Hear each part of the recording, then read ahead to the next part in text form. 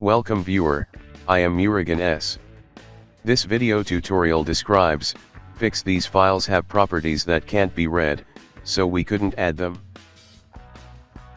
Click Start, Settings, click Apps.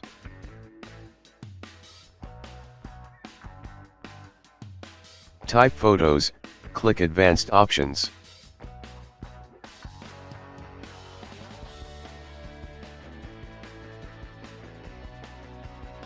Click Repair.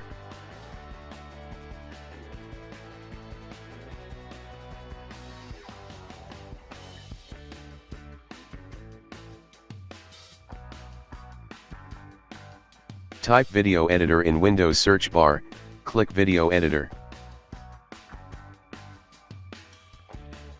Delete previously created video.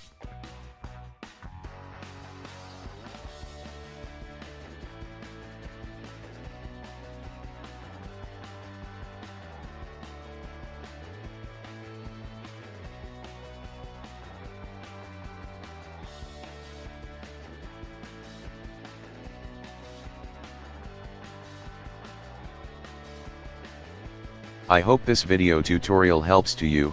Please like, share and don't forget to subscribe my channel. Thank you very much.